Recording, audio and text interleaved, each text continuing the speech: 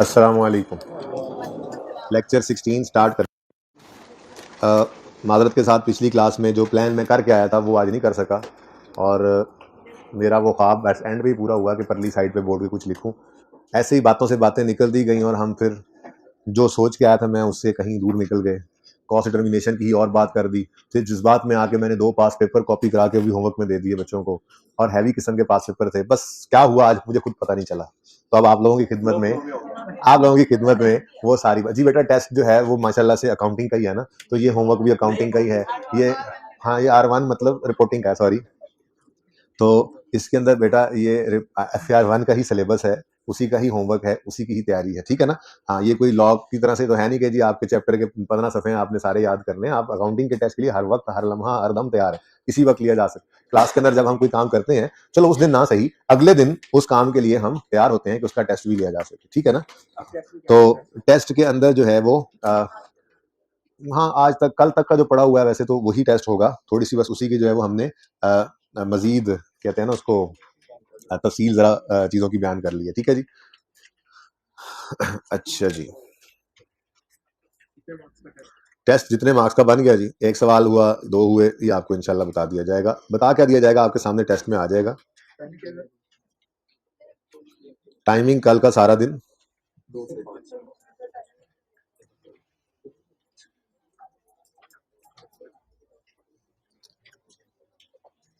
अच्छा जी, हम बात कर रहे थे इनिशियल रिकग्निशन के ऊपर। क्या शराइत होती है, जरा जल्दी से बताएं। इनिशियल रिकग्निशन, पहली बार एसेट को रिकॉर्ड करना है तो 2 शर्तें पूरी करनी जरूरी हैं। रिकॉर्ड करना है तो क्या, फ्यूचर बेनिफिट्स प्रॉबल हो, कॉस्ट रिलायबली मेजरेबल। अगला सवाल हमने किया था, इनिशियल मेजरमेंट किस पे करनी है। स्टैंडर्ड ने कहा एट कॉस्ट कर लो। हमने कहा सब्सिक्वेंटली बैलेंस शीट डेट बनने का कॉस्ट मॉडल पे हो या प्री बैलेंस शीट मॉडल पे हो। हमने कहा अच्छा चलो सारी बातें तो हमने देख ली थी। ये जो आपने कहा है एट इनिशियल मेजरमेंट हो, ये एट कॉस्ट का मतलब क्या है, कॉस्ट में क्या कुछ हो। तो स्टैंडर्ड ने कहा, कल हमने बात की थी, स्टैंडर्ड ने कहा 3 चीजें कही। स्टैंडर्ड ने ब्रॉडली स्पीकिंग 3 चीजें कही। पहली, एसेट की परचेज प्राइस और नॉन रिफंडेबल टैक्सेस और इंपोर्ट ड्यूटीज लेना, ट्रेड डिस्काउंट वगैरह माइनस कर लेना। हमने कहा और कुछ, स्टैंडर्ड ने कहा सारे नेसेसरी खर्चे जो एसेट को मैनेजमेंट की इंटेंडेड कंडीशन और लोकेशन लाने के लिए जरूरी है वो भी ऐड कर लो। मैंने मिसाल भी दी थी, एक ही कंपनी के 2 एसी खरीदे, एक ही ऑर्गेनाइजेशन में लगे, और बैलेंस शीट में 1 लाख पे आ रहा था, 1,10,000 पे, 2,000 पे, जो भी ऊपर कॉस्ट, यानी कि एक ही एसी 2 डिफरेंट कॉस्ट पे क्यों आ रहा था। एक हम ग्राउंड फ्लोर पे चाह रहे थे, एक 10th फ्लोर पे।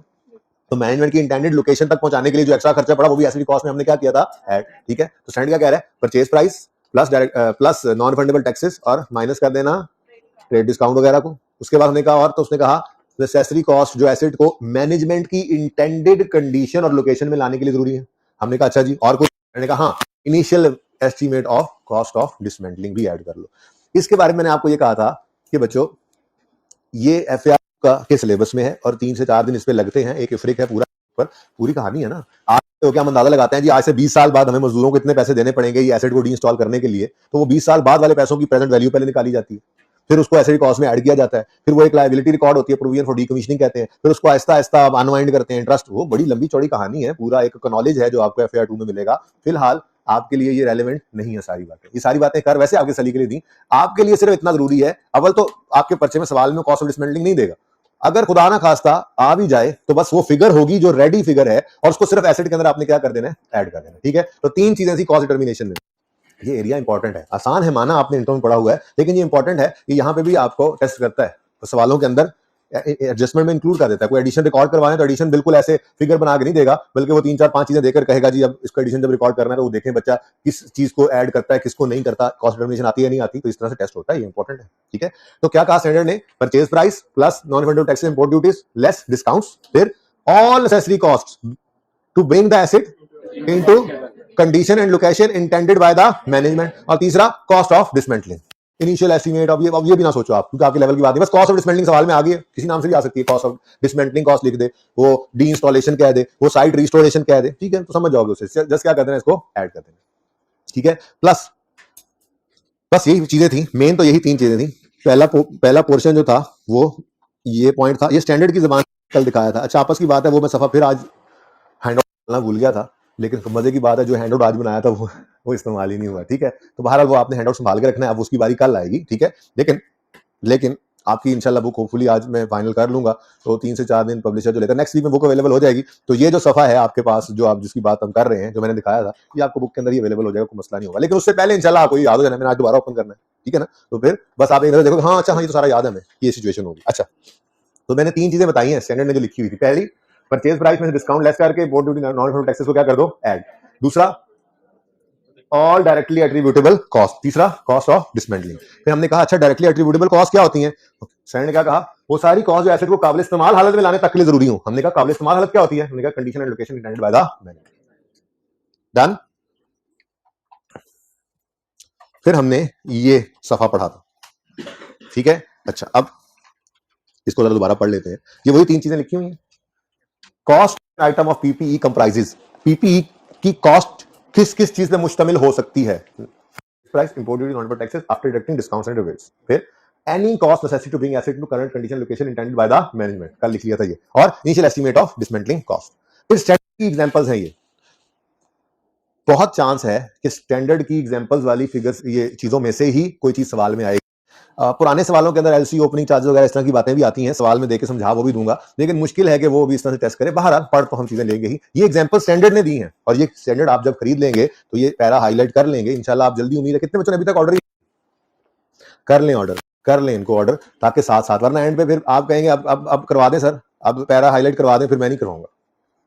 ये छोटे वाले स्टैंडर्ड ले लें बेशक, कि अपने वो IFRS वालों से इजाजत लेकर सिर्फ कैफ में यूज होने वाले स्टैंडर्ड्स को अलग छाप दिया है वो, वरना तो इतना मोटा वो जो है ना, वो पलंदा बन जाता है जिसमें 3 वॉल्यूम्स होते हैं स्टैंडर्ड्स के। अब वो इतने से भी बन चुके हैं, वही वाले ले लीजिए, ब्लैक कलर के अंदर वो है, ले जरूर लें, ठीक है।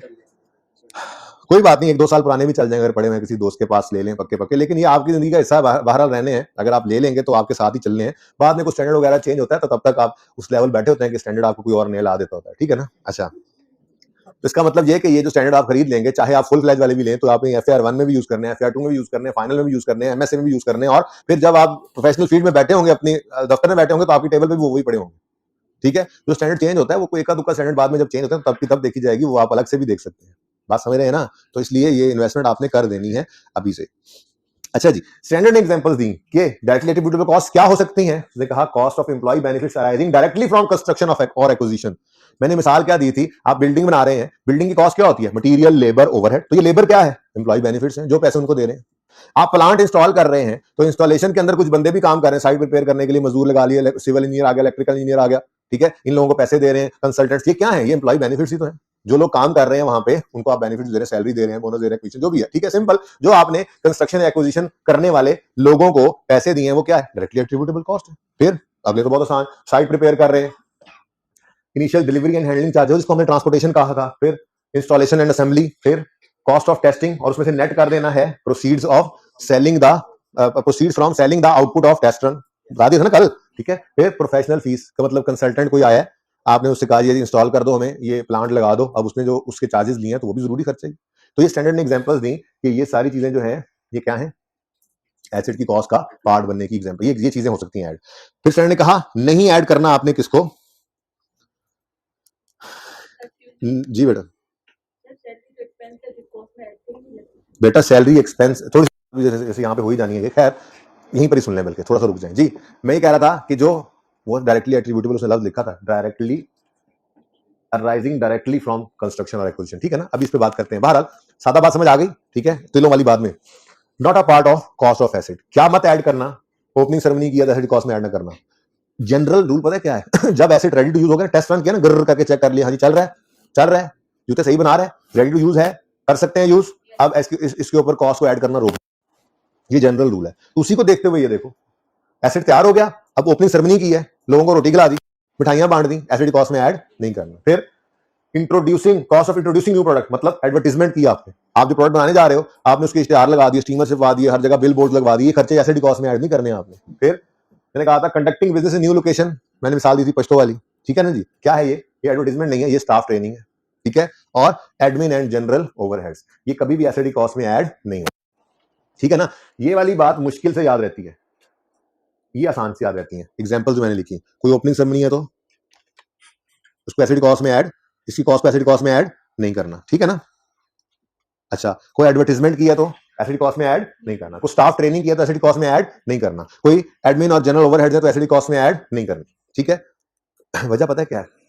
वजह ये है कि ये स्टाफ ट्रेनिंग, अब हालांकि आपके जहन में पता क्या आएगा, ये जो प्लांट रेडी टू यूज हुआ है, सर स्टाफ को ट्रेनिंग करेंगे तो चलेगा कैसे, जरूरी खर्चा है। तो मैं कहूंगा हाँ, आपका मोटरसाइकिल पेट्रोल डाले बगैर नहीं चलता, तो क्या आप पेट्रोल को एसिड कॉस्ट में ऐड कर दोगे? आपने फैक्ट्री लगाई है, बिजली नहीं चलती, का बिजली का बिल उसकी कॉस्ट में ऐड कर, ऐसी कोई बात नहीं है, वो एसिड को चलाने के खर्चे हैं। ठीक है, तो जब रेडी टू यूज हो जाए कॉस्ट को ऐड करना रोक दो। फिर आपने कहा अच्छा जी एडवर्टाइजमेंट या स्टाफ ट्रेनिंग IS 38 FAR 2 में पढ़ेंगे, वो भी एक्सप्रेसली इनको एक्सक्लूड करता है, कहता है इसको कभी भी एसिड ना बनाओ। क्यों? आपने स्टाफ को ट्रेन किया, जब ट्रेनिंग पूरी हुई अगले दिन वो अच्छा जी अल्लाह हाफिज में जा रहा हूँ, भाई तुम हमारा एसेट हो, हमने तुम पे खर्चा किया, तुम अगले 5 साल में फायदा देने लगे थे, सॉरी जी मैं तो किसी और को फायदा दूंगा। कंट्रोल कर सकते हैं एम्प्लॉय को।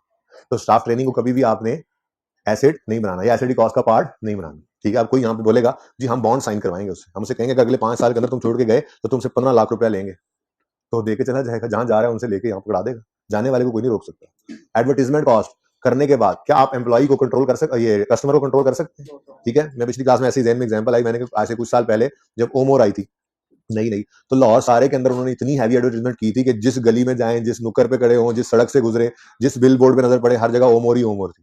जिस दुकान पे जाएं, क्या सारे लोगों ने फिर यमी और वॉल्स छोड़कर ओमोर लेना शुरू कर दी थी? कस्टमर को भी आप कंट्रोल नहीं कर सकते। ठीक है, तो ये एडवर्टाइजमेंट या स्टाफ ट्रेनिंग कभी भी एसिड कॉस्ट में ऐड नहीं करने, याद रखना। ठीक है, हाँ एक्रूअल प्रीपेमेंट्स का टॉपिक आपने पढ़ा हुआ है, वो अलग चीज है। आपने कोई एडवर्टाइजमेंट का एक्सपेंस एडवांस में पे कर दिया, अगले 5 साल के लिए आपने जियो वालों को इश्तिहार चलाने के पैसे इकट्ठे दे दिए, तो वो प्रीपेड एडवर्टाइजमेंट नाम का एक एसेट बनेगा, वो तो एक्रूअल वाला एसेट है। ठीक है, वो एसिड कॉस्ट में ऐड नहीं करना, पीपीई का हिस्सा नहीं बनना, वो अलग कॉन्सेप्ट है। यहाँ पे बात सिर्फ किसकी हो रही है, एसिड कॉस्ट में क्या क्या कुछ ऐड किया जा सकता है। ठीक है, तो स्टैंडर्ड ने क्या कहा, एसिड कॉस्ट के अंदर कोई ओपनिंग सेरेमनी करो तो उसके पैसे ना डालना, कोई एडवर्टाइजमेंट करो तो उसे एसिड कॉस्ट में मत डालना, और कोई स्टाफ ट्रेनिंग करो उसको भी एसिड कॉस्ट में मत डालना, और एडमिन सेलिंग के खर्चे, जैसे मैंने कहा बिजली का बिल आ रहा है, ठीक है, या आपने वो जो प्लांट लगाया हुआ है उस फैक्ट्री के अंदर जो मैनेजर है उसकी जो सैलरी है उसको एसिड कॉस्ट में ऐड नहीं करना, वो बात का असूल है, आपने पढ़ी होगी कॉस्ट ऑफ प्रोडक्शन, वो फैक्ट्री के खर्चे कॉस्ट ऑफ सेल में जाते हैं, सेलिंग एडमिन सेलिंग वाले सेलिंग में जाते हैं, एडमिन वाले एडमिन में जाते हैं, वो एसिड कॉस्ट में कुछ नहीं ऐड हो रहा, वो एक्सपेंसिव है। ठीक है ना, यहां तक को मसला। अच्छा, अब एक बात जो थोड़ी सी बारीक सी बात है वो समझिए, selling admin and other overheads, selling को छोड़ो, admin and other general overheads के अंदर मैं एक मिसाल पिछली क्लास में दी कि मिसाल के तौर पे कि जिस मैंने फैक्ट्री मैनेजर की सैलरी की बात की, हमारा एक फैक्ट्री मैनेजर है जिसको हम मिसाल के तौर पे पर मंथ 1000 रुपया पे कर रहे हैं सैलरी, सिर्फ अपनी मर्जी से लगा लेना। अच्छा, अब हमारी इस फैक्ट्री के अंदर हमने सोचा कि हम एक और प्लांट भी लगा लेते हैं, इंस्टॉल करा लेते हैं। अब वो प्लांट इंस्टॉल होना शुरू हुआ तो हमने अपने मैनेजर को कहा, भाई मैनेजर आप ना इस प्लांट की जो इंस्टॉलेशन चल रही है ना उसकी तरफ सुपरविजन ही कर देना, उसकी क्या कर देना।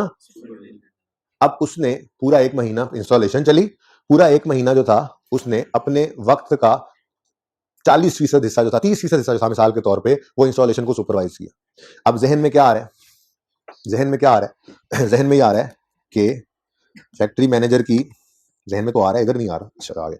फैक्ट्री मैनेजर की सैलरी है 1000 रुपया, 70% यानी 700 जो है वो तो एडमिन एक्सपेंस जो कॉस्ट ऑफ सेल जहां भी डालना वहां जाएगा, और दिल क्या कह रहा है कि 300 रुपए, क्योंकि इसने इंस्टॉलेशन को सुपरवाइज किया है, ये 300 रुपए एसिड कॉस्ट में ऐड कर दे। दिल में यही आ रही है ना, बिल्कुल लॉजिकल सी बात है कि फैक्ट्री मैनेजर ने अपने वक्त का 30% हिस्सा कहां लगाया, इस प्लांट की इंस्टॉलेशन में, तो प्लांट की कॉस्ट के लिए जरूरी खर्चा था, इसको क्या कर दें, ऐड कर दें, इसको छोड़ दें और इसको ऐड कर दें।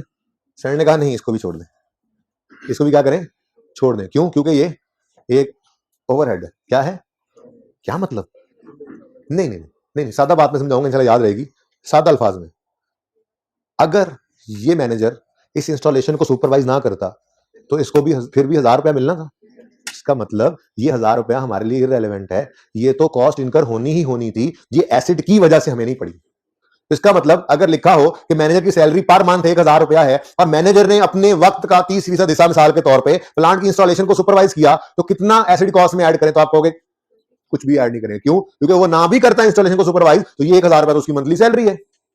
लेकिन अगर इसी मैनेजर को हम यूं कहें तो मेरे दोस्त, आप क्योंकि एक्स्ट्रा एफर्ट करने जा रहे हो तो आपको 1000 तो मंथली मिलना ही मिलना है, ठीक है, आपको हम 200 रुपए सिर्फ इंस्टॉलेशन को सुपरवाइज करने के अलग से पैसे देंगे।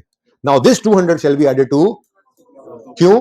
क्यों? क्योंकि ये ऐसी सैलरी बन गई है। अब सवाल क्या था, आपने आप सोना शुरू कर दिया। ऐसी सैलरी बन गई है जो, इधर देखें, जो किधर गया, जो डायरेक्टली अराइज हो रही है फ्रॉम कंस्ट्रक्शन या एक्विजिशन या इंस्टॉलेशन ऑफ प्लांट से। ठीक है ना? पहले वाली सैलरी वो डायरेक्टली नहीं हो रही थी इंस्टॉलेशन ऑफ प्लांट की वजह से, वो तो पहले ही चल रही थी। उसको क्या कहा था, वो क्या है, वो एडमिन एंड जनरल ओवरहेड्स में आता है, उसको एसिड कॉस्ट में ऐड नहीं करना। लेकिन जब उसको एडिशनल इंक्रीमेंटल कुछ पे कर दिया तो वो फिर सैलरी क्या बन गई, वो ऐसी सैलरी है जो डायरेक्टली अराइज हो रही है फ्रॉम कंस्ट्रक्शन और एक्विजिशन ऑफ प्लांट। ठीक है? ऐसे ही जो लोग मजदूर जो बिल्डिंग बनाने के अंदर इस्तेमाल होंगे उनकी सैलरी यहां ऐड होगी, वरना नहीं।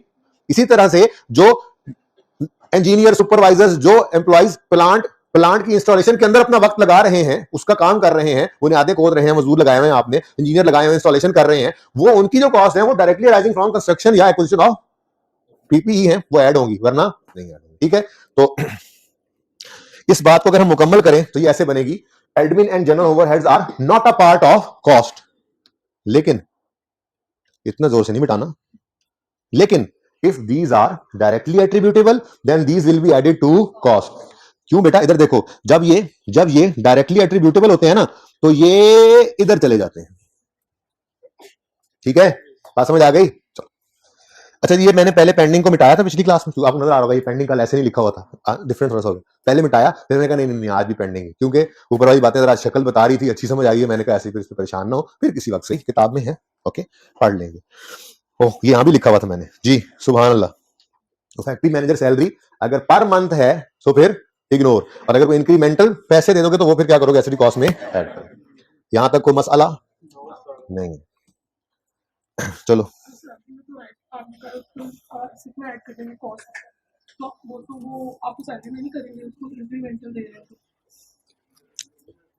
आपके सारे सवाल क्लास के बाद में सुना करूंगा। ठीक है? अच्छा बोल यार, बोल यार, शक्ल ना बना, बोल। हाँ अच्छा,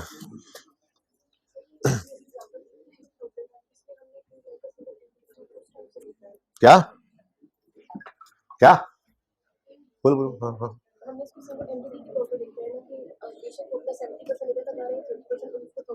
हाँ जी जी जी जी जी, यही कहा। जो ऑलरेडी मंथली सैलरी है वो एसिड की वजह से है ही नहीं, एसिड इंस्टॉल करें या ना करें वो पढ़नी पड़नी है, अगर एडिशनल पैसे देंगे तो फिर।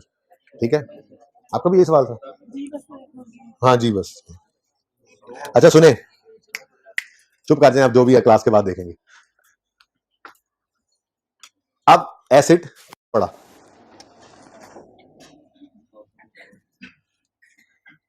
कहां चल पड़ा, यहां चल पड़ा जी। ये इनिशियल रेकग्निशन उसूल पूरे हुए, इनिशियल मेजरमेंट, चीजें कॉस्ट में ऐड शेड करके हमने कॉस्ट निकाली और एसिड डेबिट कैश या पेएबल क्रेडिट कर दिया। अब एसिड चल पड़ा। Subsequent measurement balance sheet date पे कभी कॉस्ट मॉडल पे कभी रिवर्शन मॉडल पे कर लेंगे, ये तो बात होगी। लेकिन ये एसिड जब चल पड़ता है तो अपनी जिंदगी के अंदर चलने के दौरान भी मुख्तलिफ खर्चे जो हैं वो हम इस पे कर रहे होते हैं। जैसे अभी मिसाल दी, आपका मोटरसाइकिल चलने के लिए पेट्रोल मांगेगा, आजकल महंगा भी बड़ा हो गया है, तो पेट्रोल एसिड को चलाने के लिए जरूरी खर्चा है।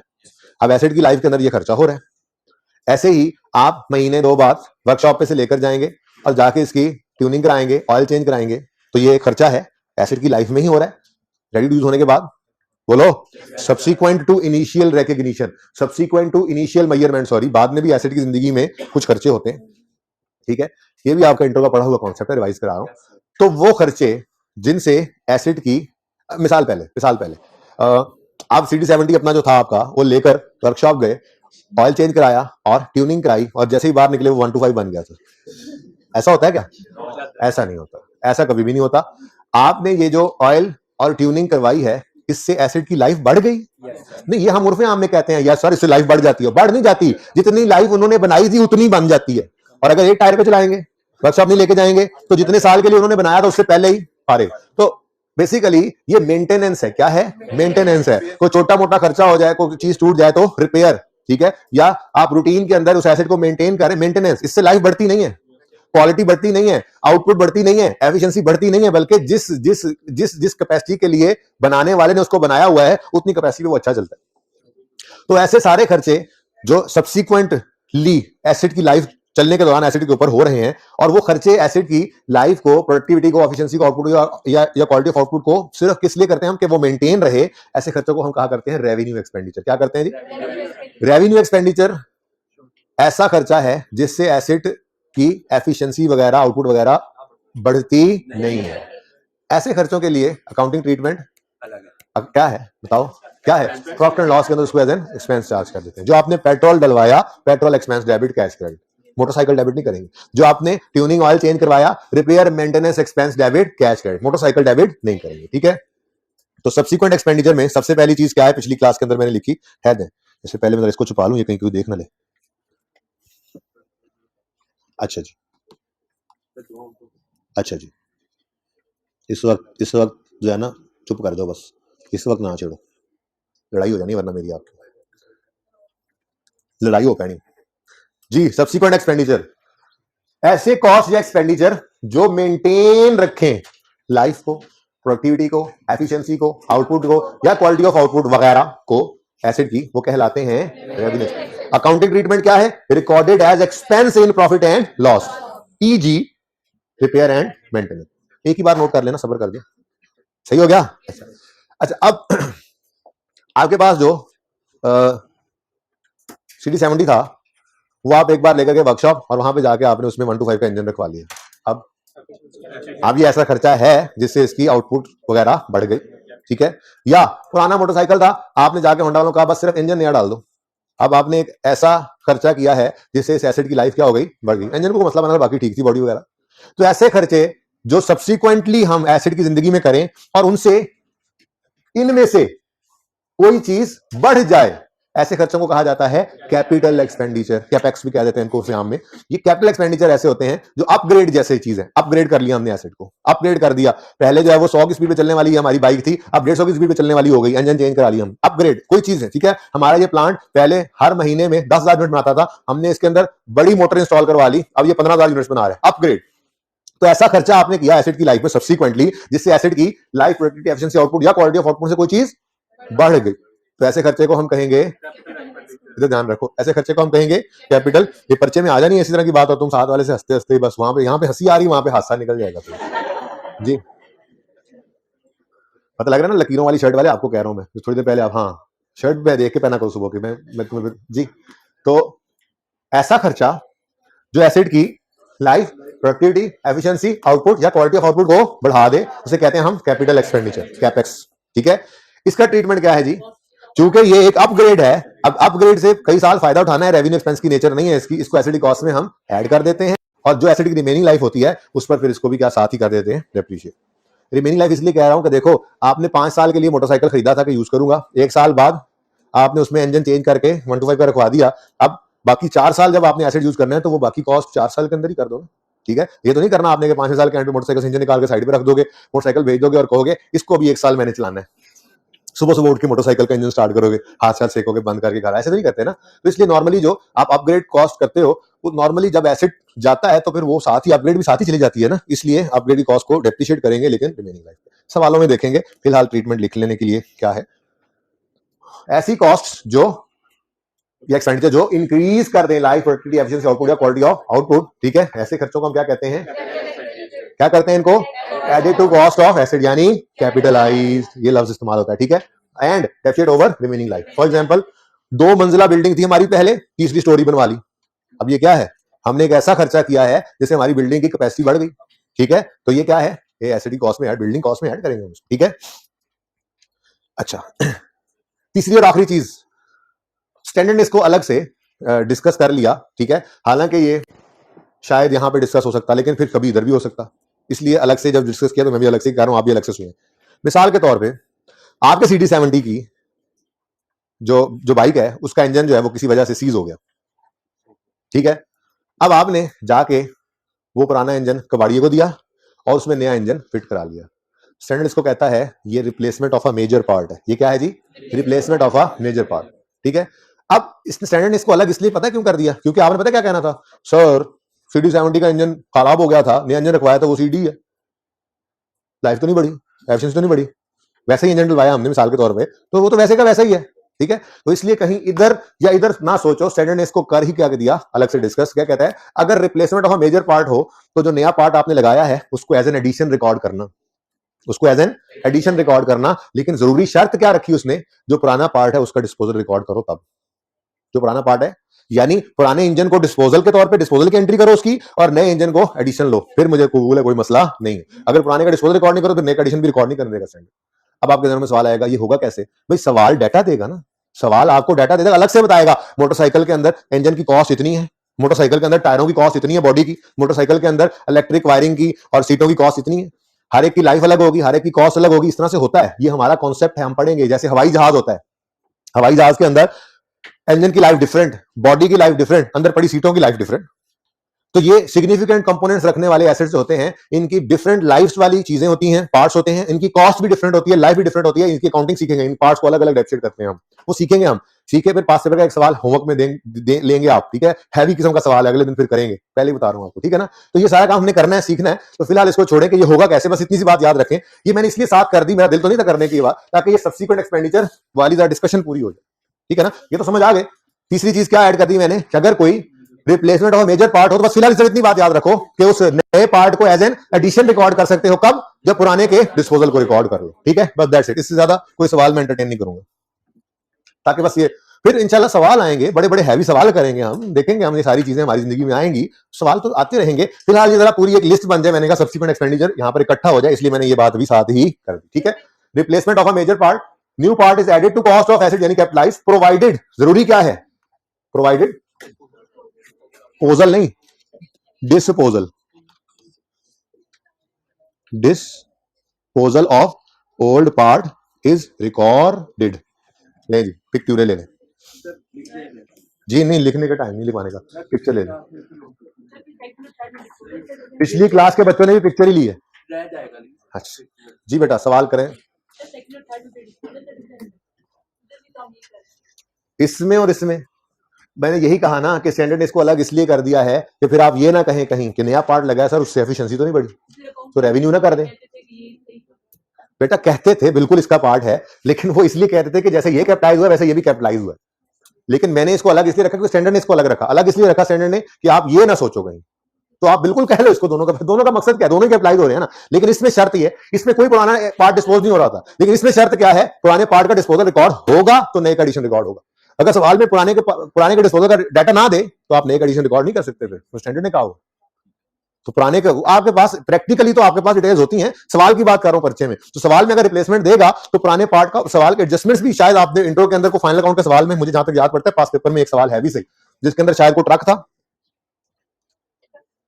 ट्रक नहीं था तो कोई व्हीकल होगा, ठीक है जी, इस ट्रक का जो इंजन था, मैं वैसे ट्रक कह देता हूं, ठीक है, अब इस ट्रक की टोटल लाइफ थी 10 साल, मिसाल के तौर पे 3 साल गुजरे थे, ठीक है, 3 साल के एंड पे ये एसिड, ये ट्रक जो है इसका इंजन सीज कर गया, ठीक है, अब आपने क्या किया, इस इंजन को निकाला और नया इंजन लगा दिया, ठीक है, अब नए इंजन को एसिड में डेबिट, ट्रक में डेबिट कर सकते हो तब जब पुराने के कॉस्ट को एसिड में से, ट्रक में से क्रेडिट करो, उसकी कमीशन को डेबिट करो, कबाड़ी को भी दिया, अगर पैसे आ गए तो कैश लिख लो, नहीं आया तो सिफर, पूरा डिस्पोजल रिकॉर्ड करना पड़ेगा, अब वो सारा डाटा सवाल देगा तो तभी आप कर सकते हो ना, ठीक है, तो सवाल डाटा देगा इंशाल्लाह रिप्लेसमेंट के अंदर, replacement of major part as an addition सिर्फ तब रिकॉर्ड हो सकती है जब आप उसको पुराने के डिस्पोजल को रिकॉर्ड कर ले, ठीक है जी।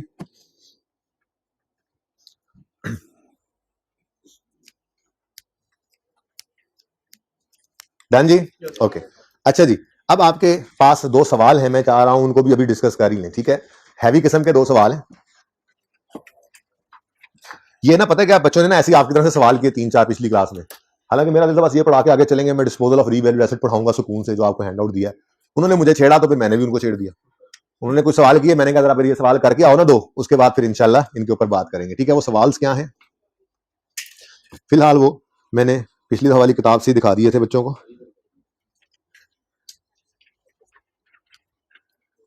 ये देखें, यकीन माने ये HW मैंने पिछली बार वाला लिखा हुआ है, आपको ये लगे कि HW हम पे पड़ा है इस दफा, ऐसा कुछ नहीं है, और इससे अगला सवाल भी आप बेशक देख लेना भी जाके, वो होमवर्क लिखा हुआ मैंने पिछले टाइम वाला मैंने बुक का पोर्शन ओपन किया, इस दफा वाला नहीं ओपन किया। लेक्चर 9 में आपने पढ़ा दिया क्या, कौन सा सवाल लेक्चर 9 में पढ़ा दिया था, उनको वो ये चेंज होता रहता है ना, तरतीब हर बार उस्ताद की बदलती रहती है, उसको छोड़ो आप सवाल की तरफ। नहीं क्रैश बैच के, हाँ शायद उनको पढ़ाया हो, लेकिन ऐसा नहीं है। कभी कभी ऐसा होता है कि कोई चीज उस्ताद कॉस्ट डर्मिनेशन जब मैंने पढ़ानी है सब ये सवाल कराना है, तो हो सकता है कॉस्ट डर्मिनेशन मैंने पहले पढ़ा दी हो, उसमें रिवैल्यूएशन से पहले पढ़ा दी हो। तो ये आपका सोचने का काम नहीं, आपका काम ये है कि आपके सामने जो सवाल है वो करें, ठीक है ना। इररिलेवेंट बातों में मत सोचा करें, अपना टाइम जाया ना किया करें। होते हैं जी कुछ बच्चे बेचारे, सुकून नहीं उल्टा परेशान होते हैं ऐसी बातें सुन। अमार तुम्हारा नाम क्या है? Huzaifa is a manufacturer of personal products, नहीं है अमार है ये, ठीक है। And has factories in 2 different cities. On यकम November 11 he bought a new state of the art plant from Crohn's Incorporation USA. The invoice value of plant was 250 million. अब जी other relevant details are as follows. मैंने पिछली class में LC opening, हालांकि intro में आपने पढ़ा हुआ है पता है, लेकिन मैंने भी बताना है। दरअसल फिलहाल मैंने इनको ये कहा था कि आप इसको बस क्या कर देना, ऐड कर देना एसडी कॉस्ट में। तफसील से बात इसकी फिर कल कर लेंगे जब मैं सवाल करवा रहा हूँ, ठीक है। एलसी ओपनिंग चार्जेस क्या होते हैं, बस आपको ये पता है कि ये ऐड होते हैं, that's it.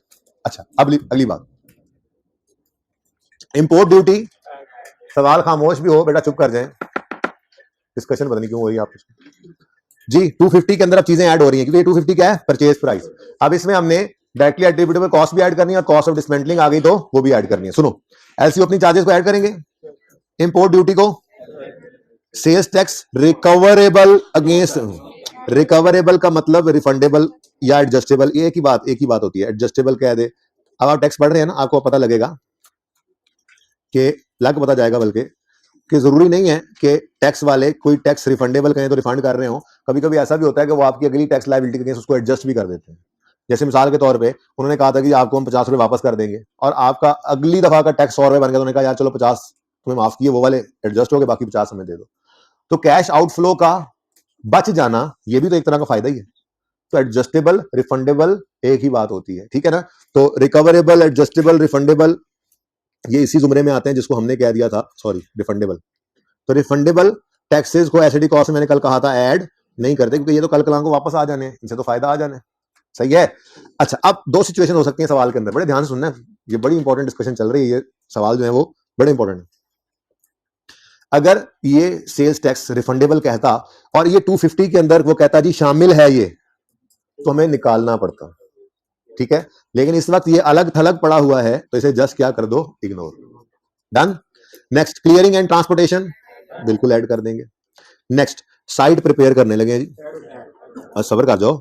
Amount paid to consultant, civil and electrical work, the above includes यानी इनमें शामिल है, यानी 2 और 3 अलग अलग नहीं, टोटल 5 ही कह लो, ये 5 जो है इनमें शामिल है।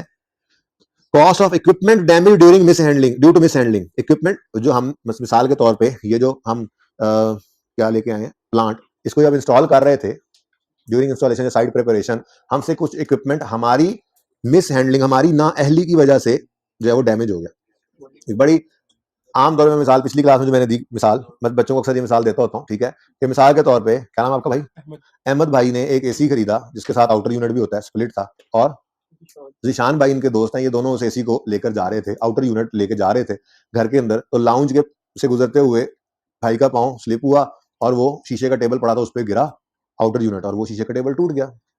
अब वालदा कह रही है लाख रुपए का एसी लिया, 50,000 का तू मेरा टेबल पन देता, फिर मैनू तो पुत्र एसी जड़ा है वो 1.5 लाख से पै गया ना। अब वालदा को आप कहेंगे अम्मा जान आइए 16 ये कहता है कि प्यार मोहब्बत से समझाना है, जूता बाद में उतरेगा, फिलहाल तो बता दो ना उनको कि अम्मा जान आइए 16 ये कहता है कि हमारी मिस हैंडलिंग की वजह से, हमारी नाअहली की वजह से अगर कोई नुकसान हुआ है तो वो आपके प्रॉफिट एंड लॉस में 50,000 का एक्सपेंस हो जाएगा, ठीक है, क्योंकि अब शीशे का तो कोई कैश नहीं ना देगा वो कुछ उम्र का, ठीक है ना। तो आपका ये 50,000 का क्या हो गया, नुकसान हो गया है, ये प्रॉफिट एंड लॉस में आप रिकॉर्ड करें, एसिड को तो हम 1 लाख के ऊपर ही रिकॉर्ड करेंगे, ठीक है, और ये हकीकत है। ऐसे मिसाल के तौर पे आप कराची से एसिड मंगा रहे थे, ट्रक पे आ रहा था, जब लाहौर में वो ट्रक एंटर हुआ उसने इशारा तोड़ दिया, टक्कर मार के तोड़ दिया, जब ऐसे तोड़ दिया, आगे वार्डन खड़ा था, उसने उसका 2,000 रुपए का चलान कर दिया। अब क्या वो चलान जो है वो जरूरी खर्चा है? क्या एसिड चलने के लिए ये चाह रहा था कि आते हुए चलान भी मेरा करवाना, मैं जिस ट्रक पे आ रहा हूं उसका चलान होगा तो मैं यहाँ पे आगे चलूंगा, तो एसिड को चलाने के लिए जरूरी खर्चा नहीं है, आपकी नाअहली की वजह से ये खर्चा हुआ है। तो इस तरह के खर्चे जो आपकी वजह से नुकसान होते हैं वो आपके प्रॉफिट एंड लॉस में जाते हैं, एसिड कॉस्ट में ऐड नहीं किया करते। तो above cost include cost of equipment damage during miss handling को हमने नहीं लेना होता, लेकिन सिर्फ इससे बात नहीं चलेगी कि इग्नोर कर दें।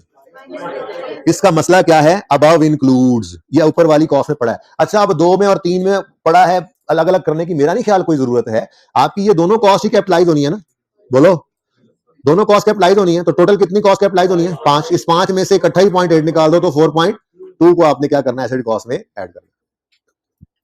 वैसे अब कल क्या करवाऊंगा ये सवाल, इसमें पल्ले कुछ रहना ही नहीं है।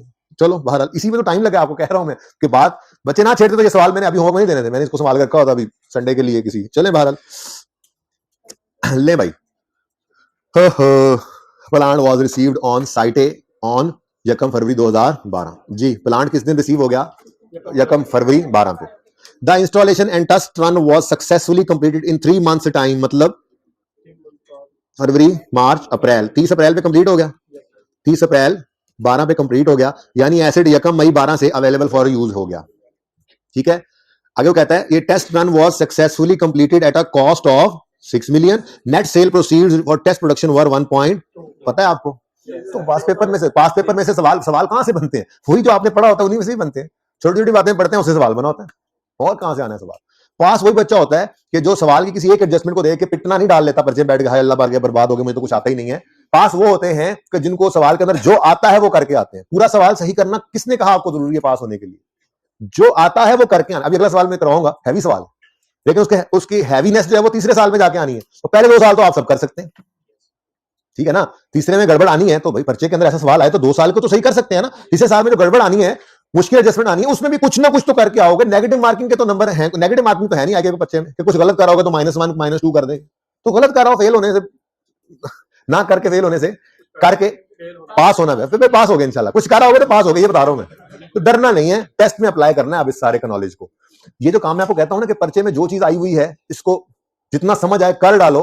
ये बच्चा पर्चे में आईकैप में बैठ के कर ही नहीं सकता अगर उसने इसको यहां पे अप्लाई ना किया इस 4 महीने के अरसे में जो बाकी है अभी तकरीबन 4.25 महीने, ठीक है ना। जितना सेशन अभी बाकी है इसके अंदर अब हर हफ्ते टेस्ट होना है, कुछ शायद 1 आधा हफ्ता बीच में मिस है, वरना पहले इसलिए नहीं लिया जाता कि कुछ पढ़ा हो तो टेस्ट लें, ठीक है। वो अब इत्तेफाक की बात है कि हमारा टेस्ट लेट हो गया कि हम इस टेस्ट वाले हफ्ते के अंदर भी एंड में है बिल्कुल। खैर चलें, अब तो वीकली टेस्ट होगा, शायद कोई 1 आधा हफ्ता बीच में मिस है कोई छुट्टियों वाला 1 वीक आता है कोई, मेरा नहीं ख्याल उसे रिजल्ट वाला होता है कौन सा, उससे कोई इतना फर्क पड़ेगा। काफी टेस्ट होंगे, 10-11 टेस्ट हमारे होने हैं।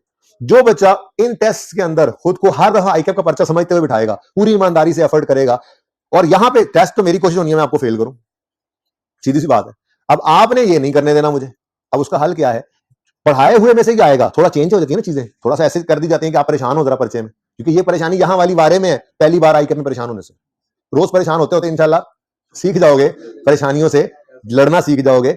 पर्चे में मुश्किल से मुश्किल सवाल भी आएगा तो जो समझ में आए वो करना है। अब ये बात सिर्फ वो बच्चा अप्लाई कर सकता है आईकैप पर्चे में जो इन 8-10 क्लास टेस्ट बीच में असेसमेंट, टर्म टेस्ट, मॉक्स, इन सारे पेपर्स के अंदर वो इस चीज को अप्लाई करेगा। बात समझे हो। तो जो बच्चा ऐसा समझेगा नहीं ये काम सर कह रहे हैं ना कर लेंगे, भाई लिखवा लो पर्चे में, उसको इतना कॉन्फिडेंस ही नहीं होता कि वो ये काम कर सके। यहां पे करोगे आप, सवाल समझ नहीं आ रहा, कर दिया, रिजल्ट आया, पेपर पास, आपको यार वाकई जो चीजें मैंने सही लिखी थी उसके नंबर सही मिल गए मुझे, इसका मतलब मुश्किल सवाल भी हो तो मैं उसमें से पास हो सकता हूं। तो ये कौन कर पाएगा,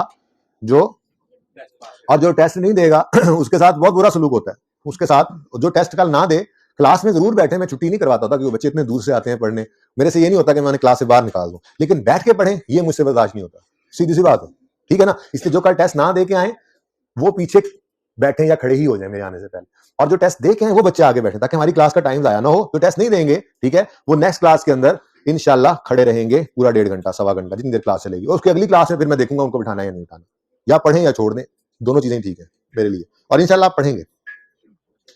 घर वालों ने पढ़ने भेजा ना।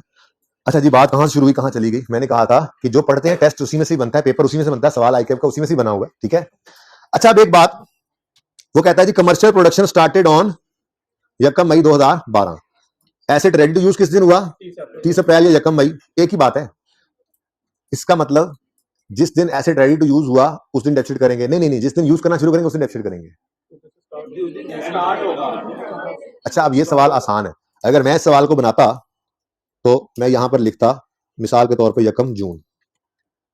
अब सिनेरियो क्या है, 3 डेट्स हैं। एसिड कब रिसीव हुआ, 1 फरवरी को।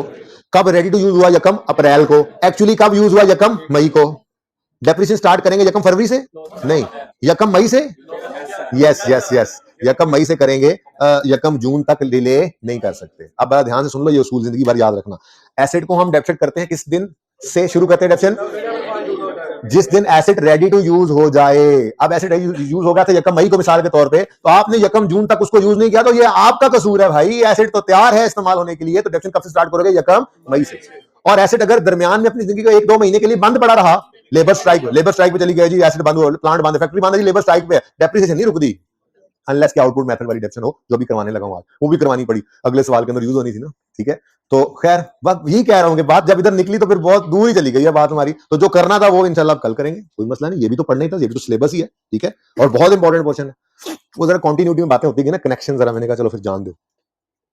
अभी फिलहाल यहां पे ऐसी कोई बात नहीं थी, ये 3 डेट्स नहीं थी बल्कि 2 डेट्स थी। सवाल ने आई के अपने आसानी दी हुई थी, यकम फरवरी को एसेट आया है और यकम मई को रेडी टू यूज हुआ, 30 अप्रैल यकम मई ये की बात है ना, और 3 महीनों में रेडी हो गया। यकम फरवरी को आया तो फरवरी मार्च 30 अप्रैल को इस्तेमाल के लिए तैयार है, और यकम मई से शुरू हो गया इस्तेमाल, कमर्शियल प्रोडक्शन शुरू कर दी, तो कोई मसला नहीं है। तो ये सिचुएशन है, रेडी टू यूज भी इसी दिन हो रहा है और कमर्शियल प्रोडक्शन भी इसी दिन हो रही है। लेकिन मैं क्या कह रहा हूं, कमर्शियल प्रोडक्शन वाले डेट से नहीं आपने स्टार्ट करना, तो ये तो इत्तेफाकन आज सेम है।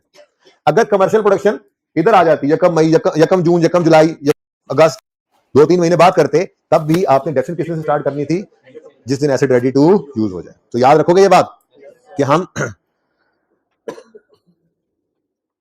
डेप्रिसिएशन को किस दिन से स्टार्ट करते हैं? जिस दिन एसेट रेडी टू यूज हो जाए। क्लियर है ये बात? अच्छा, ये भाई अब आगे कहता है, during the period in which plant was installed admin and general overheads increased by, पता नहीं अब इसका क्या करोगे आप, कुछ तो हाँ कुछ तो आप भी करोगे ना, बस अब ठीक है, होगी बात। Salary of factory manager is 2.5 lakh per month, he contributed 30% of his time in supervising the installation. इसको पता नहीं, अब आप ही कुछ तो आप भी करोगे ना, कुछ तो आपने सारा कुछ मैं बता दूंगा। अब ठीक है, स्टाफ ट्रेनिंग दिल कर रहा है ये बता दूं, अच्छा कर लेंगे आप। चले आगे कहता है पॉइंट 7 में, plant is expected to last 15 years. ये यूजफुल लाइफ क्यों दे रहा है? रेजिडुअल वैल्यू क्यों नहीं बता के, नहीं है कोई बता, जीरो है, क्यों बता रहा है ये? डेप्रिसिएशन। एसेट अगर यकम मई से इस्तेमाल होने के लिए तैयार है, तो यकम मई से इसको डेप्रिसिएट करना है। अब डेप्रिसिएट करना है तो लाइफ वगैरह चाहिए, साल खामोश है तो स्ट्रेट लाइन मेथड, लाइफ पे डिवाइड करोगे और 8/12 करोगे, यकम मई से लेके 31 दिसंबर तक। ओके, 8 ही बंदे ने, गिन लो। वैसे सबसे पहले आप याद रखें, कॉस्ट आप रिक्वायरमेंट पढ़ा करें, क्या कैलकुलेट करना था जी? In according IAS 16 calculate cost and depreciation for the year. अच्छा, अब एक अहम बात, कपास के काश्तकारों के नाम, अहम पैगाम, दुम्बी सिटी और जंगली जई वाली बात नहीं कर रहा, लेकिन अहम ऐलान अहम ही है। अहम ऐलान ये है कि अहमद भाई और जिशान भाई, ये 2 मेरे बड़े प्यारे स्टूडेंट्स हैं। अहमद भाई ने यहां पर लिखा, कॉस्ट निकाल रहे हैं, कॉस्ट, ठीक है जी। यहां पे इन्होंने लिखा परचेज प्राइस 200 कितना था, 50।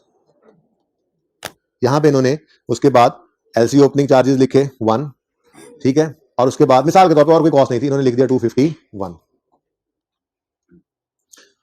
मिसाल के तौर पे जो इन्होंने चीजें इग्नोर की हैं, वो शायद सिर्फ और सवाल में ये था, स्टाफ ट्रेनिंग में बताना ही चाह रहा हूं कि जो इग्नोर करो उसके साथ क्या करना है, ठीक है ना। ये 0.5 इन्होंने इग्नोर किया, यहां से पता नहीं लग रहा। और जबकि जिशान भाई जो है, इन्होंने कॉस्ट निकालते हुए क्या किया, इन्होंने यूं लिखा स्टाफ ट्रेनिंग और यहां पे 0 कर दिया। इन्होंने भी 251 लिखा। एग्जामिनर किसको इस कॉन्सेप्ट के नंबर देगा कि स्टाफ ट्रेनिंग वैसे कॉस्ट में ऐड नहीं करते? जिशान को देगा। क्यों? श्योर नहीं है कि अहमद ने समझ बूझ के इसको छोड़ा है, जिसको समझ नहीं आ रही थी। बात समझने की कोशिश करें ना। ये दोनों स्टूडेंट्स जो हैं, इन दोनों ने स्टाफ ट्रेनिंग कॉस्ट को यहां पर नहीं ऐड किया। कॉन्सेप्चुअली एक को पता था, एक को नहीं पता था, दोनों को एक एक नंबर मिलना चाहिए। उसूली तौर पे ये बात गलत है, वैसा नहीं होता, नंबर नहीं मिलते।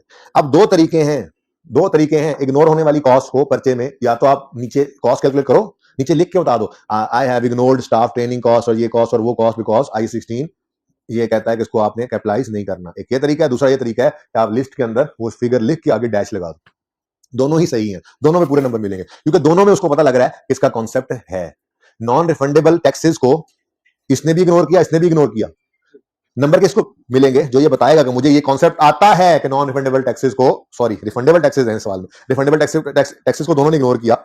नंबर किसको मिलेंगे? जिसको जो ये बता पाएगा एग्जामिनर को कि मुझे ये कॉन्सेप्ट पता है कि नॉन रिफंडेबल टैक्सेस को हमने ऐड नहीं करना। तो तरीके दो हैं, या तो नीचे अंग्रेजी में लिख दे कि I have ignored non refundable tax, लेकिन इसमें टाइम ज्यादा लग जाता है। आसान तरीका क्या है, जो कॉस्ट की लिस्ट बना रहे हो उसमें जो चीज इग्नोर करनी है उसको लिखकर 0 लिख दो, आगे डैश लगा दो, ठीक है। मैच देख लो तुम, फिर तुम कहोगे नोट करने में। ऐसे कितने आउट हो गए? 2 बॉलों पे 1 रन चाहिए। ओह वाह, चले अच्छा जी। उसके बाद ये सवाल हो गया खत्म। और अगला सवाल हम सुनते हैं। ये सवाल हो जाएगा जी। बस ये तरीका पर्चे में हमेशा के लिए याद रख लो, ये पर्चा इस्तेमाल कर, ये तरीका इस्तेमाल करना है पर्चे में, ठीक है? सही है, नंबर लेने हैं तो। अच्छा जी, उसके बाद सुभान अल्लाह, कमाल सवाल है। देखो मैंने लास्ट टाइम बच्चों को ये सॉल्व करके भी दिखाया हुआ है, तो आपको भी सॉल्व करके ही सवाल करवाऊंगा। ये तो लास्ट टाइम वाला है, अभी तो हम इसके ऊपर, अभी तो आप होमवर्क कर रहे हैं। लेकिन ना इससे पहले मैंने इस दफा वाले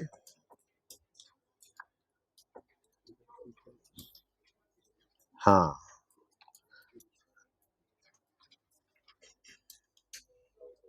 ले जी, हम आज पढ़ने जा रहे हैं आउटपुट मेथड। फॉर्मूला मैंने इसलिए मिटा दिया कि आप लोग खुद ही फॉर्मूला बनाएंगे, और चूंकि किताब नहीं थी इसलिए मैंने क्लास में ही एक एग्जांपल बनाई थी, वो आप लोगों के साथ में शेयर कर देता हूं।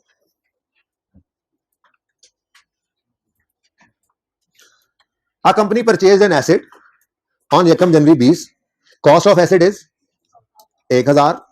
Asset is expected to produce 200 units over its useful life. जी, टोटल लाइफ के अंदर टोटल यूनिट्स, यानी आज हमें लाइफ उसने और में यूनिट्स में दे दी है, आज उसने ईयर्स में लाइफ नहीं दी हुई। पहले यूं कहता था एसेट 4 साल चलेगा, 5 साल चलेगा, 10 साल चलेगा। आज क्या कह रहा है, एसेट 2000 यूनिट्स चलेगा, बनाएगा।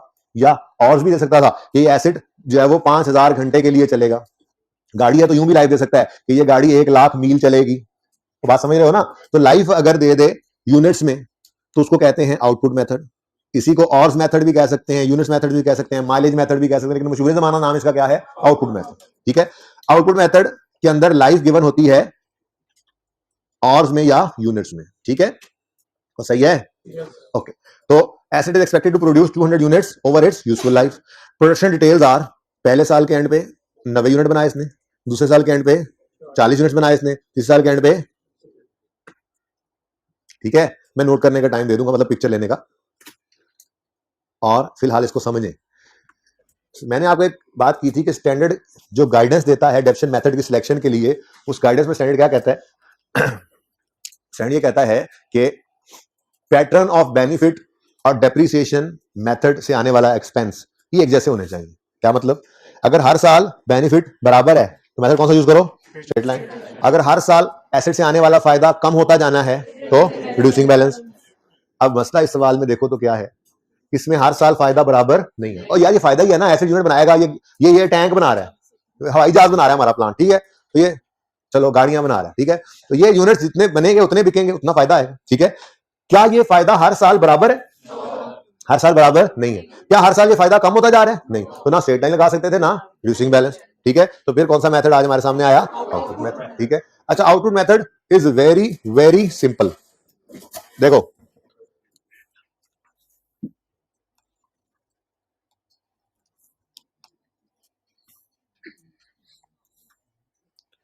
जी बच्चों, अब आप स्ट्रेट लाइन मेथड को जहन में लाएं। उसमें हम क्या करते होते थे? Cost minus residual value over useful life. करीब ही रखा हुआ मैंने इन सबको, मैं इसी सफे पे ले आया था जिसपे पहले हमने स्ट्रेट लाइन मेथड किया था, रिड्यूसिंग बैलेंस, फिर ताकि मुझे जब भी कभी जरूरत पड़े मैं यहाँ आ सकूं इकट्ठे करके हुए। ठीक है ना जी? तो स्ट्रेट लाइन मेथड में हमने क्या किया था? Cost minus residual value over life over years. जब डिवाइड किया था ईयर से तो डेफिसिट एक्सपेंस आया था पर ईयर। क्या आया था जी? Per year. आज हमें लाइफ गिवन है यूनिट्स में। इतने गुस्से से तो नहीं लिख सकते, चेंज करते हैं इसको, माफ करो जी। कॉस्ट है 1000, रेजिडुअल वैल्यू सवाल में गिवन नहीं है तो 0, डिवाइडेड बाय लाइफ गिवन है यूनिट्स में। टोटल यूनिट्स कितने? Total expected units 200। अब इधर देखो 200 यूनिट्स, और इधर देखो यहां क्या था जी? किधर गया, किधर गया? ये इसमें सवाल है ही नहीं। अच्छा, सवाल कहीं और किया होगा। ये क्या किया था हमने जी? 4 ईयर्स। फिर डिवाइड किया था ईयर से तो डेप्रिसिएशन आई थी पर ईयर। आज डिवाइड कर रहे हैं यूनिट्स से तो डेप्रिसिएशन आएगी पर यूनिट। अगर और से डिवाइड कर देंगे तो पर और। सिंपल है ना? इसलिए फॉर्मूला पहले का क्या खुद बनाओगे। अब आपने क्या किया? Cost minus residual value over units किए, अब पर यूनिट डेप्रिसिएशन आ गई। अब जिस साल में जितने यूनिट प्रोड्यूस करोगे उससे मल्टीप्लाई कर लो, उस साल की डेप्रिसिएशन आ जाएगी। इतना ही सिंपल है ये। तो होमवर्क में भी दिया जा सकता था कि आप खुद यूज करें, बच्चे ने भी ना करा के भेजें तो आप कर सकते थे, लेकिन करवा दिया। ठीक है, तो उसके बाद मल्टीप्लाई करो, जिस साल की डेफिनेशन चाहिए उस साल के अंदर जितने यूनिट्स बनाए वो कितने जी? 450। Okay, book value next year आया तो cost minus residual value over total expected output over its life into relevant years output.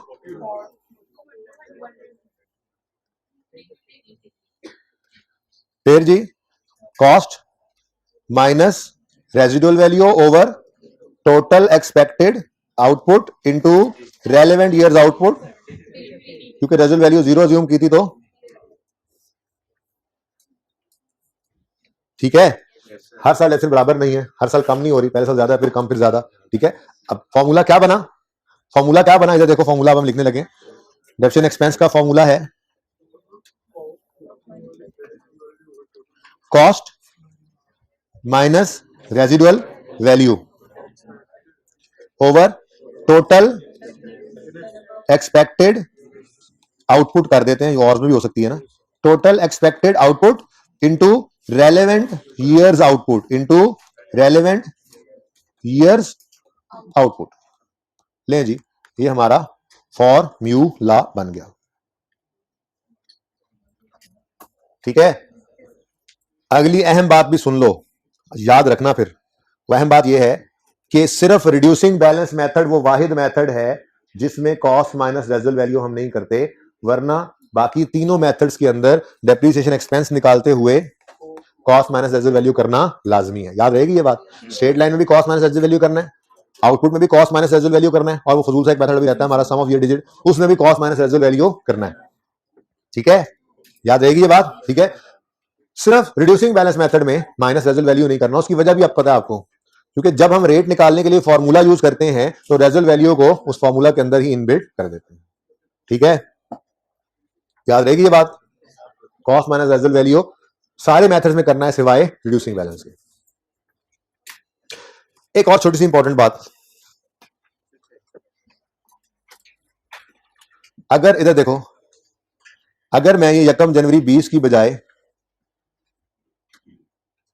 1 मार्च 20 को खरीदता तो पहले साल 10/12 कर देते। नो सर, ये आउटपुट मेथड में फ्रैक्शन नहीं लगता। नो सर, आराम से बोल देते थे यार, मेरे ज्यादा कमजोर दिल के जी भाई। आउटपुट मेथड के अंदर फ्रैक्शन कभी भी नहीं लगता, लिख लो अपने पास, ठीक है, कि fraction is never applied in this method. उसकी वजह क्या है, फ्रैक्शन हम तब लगाते थे जब हम पर ईयर डेप्रिसिएशन निकालते थे और फिर पूरा साल इस्तेमाल नहीं करते थे, तो हम कहते थे जितने महीने इस्तेमाल होते हैं मेरे डेप्सिट कर दो। ये तो आउटपुट मेथड है, इसमें तो डेप्सिट करनी ही सिर्फ उतनी है जितने यूनिट्स प्रोड्यूस होने हैं। तो जब 1 मार्च को आया, 1 फरवरी को आया, 1 अप्रैल को आया, 1 मई को आया, हमें से क्या, हमने तो मल्टीप्लाई करना है उसको इस साल के अंदर जितने यूनिट्स प्रोड्यूस किए उससे, तो वो फिर उस साल रेलेवेंट ईयर आउटपुट से मल्टीप्लाई करना है ना, तो उस साल की डेप्रिसिएशन निकल आएगी, फ्रैक्शन लगाने की जरूरत नहीं पड़ेगी, ठीक है। डन जी। अब ये प्लान में नहीं था वैसे आज, लेकिन आज पढ़ लिया हमने।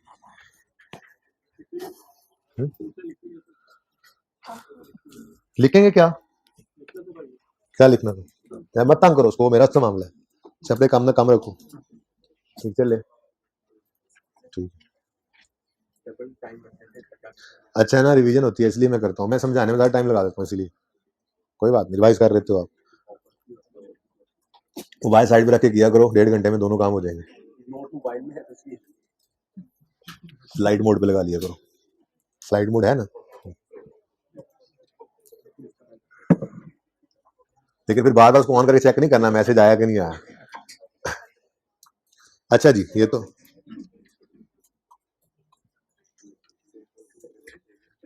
चले जी, फिर कल से इंशाल्लाह लिखने भी दिया करूंगा, वो वाले सवाल लिखते ही हैं बस, ठीक है, ये छोटे छोटे कॉन्सेप्ट होते हैं, पिक्चर ले लिया करें। अच्छा जी सुने, मैंने डिस्पोजल भी करवाना है रिवेल्ड एसेट का जाते जाते 10 मिनट में, वो शरारत तो करनी थी, जरा जल्दी से आप दूसरा सवाल देख लें।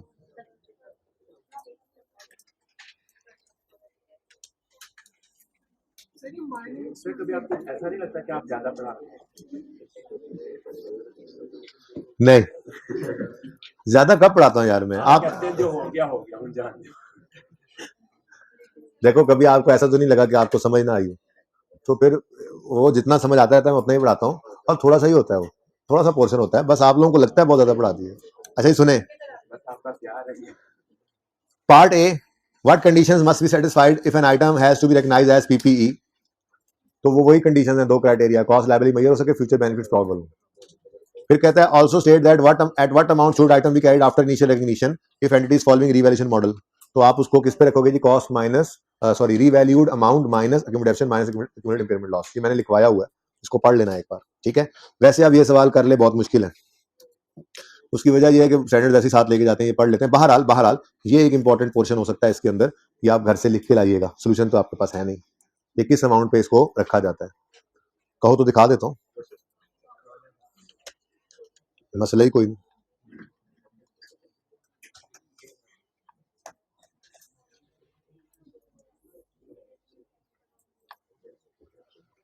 ये देखो, अगर एसेट रीवैल्यूएशन मॉडल पे हो तो बुक वैल्यू पे होता है, लेकिन उसकी बुक वैल्यू कैसे निकलती है वो यहाँ पे लिखा होगा जी, कहीं कोई लिख ना ले ये तो। अच्छा नहीं, वो आपने पहले लिखा हुआ है, लेकिन अभी सवाल का सोल्यूशन में फिर लिखना। अच्छा सुनो यार, टाइम कम है। पार्ट बी, ऑन यकम जनवरी 13 डेल्टा एक्वायर्ड पिछले ने state of the art machine ली थी, इसने स्पेशलाइज मशीन ले ली फॉर इट्स प्रोडक्शन डिपार्टमेंट। अब जरा क्विकली इसको देखते हैं। The list the available function as follows, list price add होगी, बोलो, freight charges, electric installation, staff training, pre production testing, 3 year maintenance contract, चाहे 300 ईयर का मेंटेनेंस कॉन्ट्रैक्ट हो, अप्रूवल प्रीपेमेंट में ट्रीट बेशक कर लेना, मेंटेन करने के कॉन्ट्रैक्ट फैसिलिटी कॉस्ट में कहां ऐड करते हैं, ठीक है। एस्टिमेटेड रेजिडुअल वैल्यू, बेटा एसेट की कॉस्ट में ऐड नहीं करना, हाँ वाइल कैलकुलेटिंग डेप्रिसिएशन इसको यूज कर लेना, और ठीक है। ट्रेड डिस्काउंट माइनस करेंगे, सेटलमेंट डिस्काउंट, अब पता नहीं ये इग्नोर करना है या नहीं करना, इंट्रो में पढ़ के आए हैं कि जो सेटलमेंट डिस्काउंट कैश डिस्काउंट है उसको सेल में से ही डेबिट कर देते हैं, पता नहीं पढ़ के आए हैं, अब पता नहीं वो, सुनो कुछ तो घर पे भी सोचना है, सुनो मैं कल बताऊंगा ना, सुनो वहां पे गुड्स के बारे में तो बता दिया गया था कि गुड्स के ऊपर अगर सेटलमेंट डिस्काउंट दिया जाए तो उसको डिस्काउंट एक्सपेंस की बजाय सेल में डेबिट कर दो, ये पढ़ के आए हो ना। पता नहीं अब एसेट के बारे में ये करना नहीं करना, जरा सोचिए, आइएगा कल बात करेंगे। उसके बाद जी estimated life in, oh estimated life in machine 12,000 और लाइफ है, ओ बच्चों आउटपुट मेथड आ गया है। लाइफ कैसे गिवन है, हार्स में, आवर्स में, हॉर्स में जी। आगे देखो, machine all use during the year 13, 14, 15 were 2000, 3200 and 1400 respectively, हो जाएगा, यहां तक तो हो जाएगा। आगे पढ़ो, ऑन यकम जनवरी 15 डेल्टा डिसाइडेड टू अपग्रेड, हाँ जी बच्चों हो गया अपग्रेड, एसडी कॉस्ट में ऐड करना है, वैसे भी बता रहे आगे द अपग्रेड। अच्छा कॉस्ट भी बताई, इतने रुपए लगे अपग्रेड, इससे हुआ क्या, led to reduction in production time, efficiency बढ़ गई, also increase estimated remaining life, change estimate की अकाउंटिंग भी करनी पड़ेगी। अब मसला आना है 2015 वाले साल में, ठीक है, तो 13 और 14 में तो मसला नहीं है ना। अच्छा अब ये 25 मिनट में आपने करना है, हालांकि इसके बनते को 18 मिनट है, लेकिन ये वाला सवाल जो आपके होमवर्क में है ये आपने आप ये आसान सवाल है, 15 मिनट में कर लेंगे आप, ठीक है जी, बस इससे ज्यादा टाइम नहीं लगाना आप, ओके। बहरहाल इधर बड़ी गड़बड़ हो गई है, देखो कुछ रिमेनिंग लाइफ कुछ नहीं दे दिया, कुछ आप निकालेंगे, रेजल्ट वैल्यू भी आ गई है। और मजे की बात यह कि इनकम स्टेटमेंट और बैलेंस शीट के एक्सट्रैक्ट्स बनाने, आखिर सवाल है, लवली।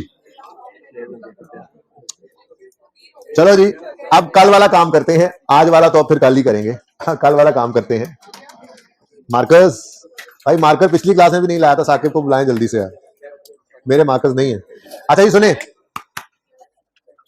भाई, कोई है तो बुला दें, हाइब्रिड में भी आज कोई नहीं बैठा हुआ, नहीं आप मैसेज करें जी। स्टूडेंट मेरी मर्जी, हाँ तो हर बार ये जवाब दूंगा तुम्हें। अच्छा जी ये जो आज पढ़ा है ना, ये कल वाले की एक्सटेंशन थी, तो इसमें थोड़ा बहुत यूज हो सकता है, लेकिन ये नहीं आएगा। भाई मार्कर ला दो।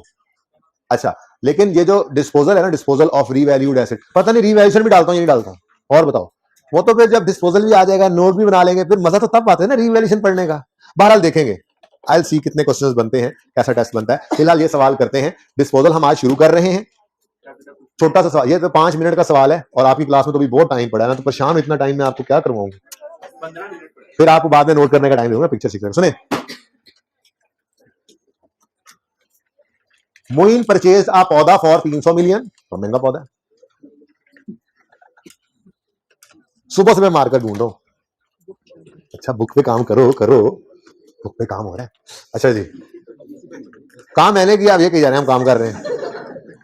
वो हम तो काम हो गया, गाने डाले आए भी करते हैं, अभी आ रहे हैं, ये निकाल दो, ये वो भी बेचारे बैठ के फॉर्मेटिंग। अच्छा सुनो, मोइन ने क्या किया है, एसिड खरीदा यकम जनवरी 10 को, और इस एसिड की प्लांट की एस्टिमेटेड यूजफुल लाइफ है 10 साल, और ये प्लांट यकम जनवरी 11 को 500 पे रिवैल्यू हुआ है। अगली लाइन है ही नहीं, नहीं है, नहीं है, नहीं, नहीं, मत पढ़ो, है ही नहीं, है ही नहीं, फिलहाल है। तो नाफरमान बच्चों ने पढ़ ली, बाकियों ने मेरी बात मानी। मोइन ने एसेट परचेज किया और अगले साल के पहले दिन रिवैल्यू किया। जहां तक सवाल में कोई नई चीज नहीं है, ये तो 1 मिनट का काम है। चलो मैं 2 मिनट लगाता हूं। यकम जनवरी 2010 पे कितने का एसेट खरीदा? 300 का, ठीक है, 10 साल लाइफ है। 31 दिसंबर 10 पर डेप्रिशिएट करोगे 30, और बुक वैल्यू 31 दिसंबर 10 पे एंट्रीज करा दो। एसिड डेबिट, कैश क्रेडिट कितने से दी? 300 से। किस दिन? यकम जनवरी 2010 पे। उसके बाद साल के एंड पे डेप्रिसिएशन की एंट्री करनी है, करो entry. Depreciation expense debit, accumulated depreciation 31 दिसंबर 10 पे 30 रुपए से। यहां तक को मसला है तो बताएं, यहां तक को मसला है तो फिर तो क्लास से निकल जाए। नेक्स्ट, अगले साल के पहले दिन वो अब ईयर एंड वैल्यूएशन कर लिया। अब कभी रिवैल्यूएशन स्टार्ट में आया करेगी, कभी एंड पे आया करेगी, सवाल टू सवाल वेरी करेगा ये, ठीक है ना। अच्छा, दरमियान में भी करेंगे, वो भी सवाल पड़ा है, ठीक है, वो अब देखते हैं, क्योंकि वो प्रैक्टिकली यूज नहीं होता नोट वगैरह में भी, इसलिए हो सकता है वो थोड़ा डिले हो जाए, पर है सही सवाल किताब में मौजूद है, माफी नहीं मिल सकती, मुझे करवाना ही पड़ेगा, आप लोगों के सामने आ जाएगा, ठीक है, लेकिन फिलहाल नहीं कर लेंगे। अच्छा, लीस्ट इंपॉर्टेंट थिंग है वो, फिलहाल ये जो चल रहा है काम, इसको देखो जी। यकम जनवरी 11 पे एसेट रीवैल्यू हो रहा है, एक लाइन खाली छोड़कर रीवैल्यू अमाउंट लिख दो। यकम जनवरी 10 पे कितनी है? 500, और 230 रुपए का रीवैल्यूएशन सरप्लस आ गया, रीवैल्यूएशन सरप्लस यकम जनवरी 10 जी। रीवैल्यूएशन की 2 एंट्रीज है, पहली एंट्री ट्रांसफर की, दूसरी सरप्लस लॉस की रिकॉर्डिंग की। ट्रांसफर के लिए रीवैल्यूएशन के दिन आकर खड़े होंगे और ऊपर नजर उठाकर देखेंगे एसेट का भी रीवैल्यू तो नहीं हुआ, तो फिर यहां से लेके की डेबिशन कितनी है? 30, ये एक्यूमुलेट हुई पड़ी है, तो एक्यूमुलेशन डेबिट, प्लांट क्रेडिट जी। तो यकम जनवरी 11 पर, ये 31 दिसंबर 11 वाला साल है जी। यकम जनवरी 11 पर accumulated depreciation debit, plant credit 30 से। मैं हेलमेट सही कर लूं। नेक्स्ट, यकम जनवरी 2011 पर बाउंसर ही ना लग जाए, ठीक है, ओके जी, वो मैं भाई बाउंसर ना मार रहे जी। अच्छा सुने, यकम जनवरी 11 पे आप एसिड को रीवैल्यू करना है, कर दिया जी। 230 से एसिड बढ़ गया, प्लांट डेबिट और रीवैल्यूएशन सरप्लस क्रेडिट 230 से।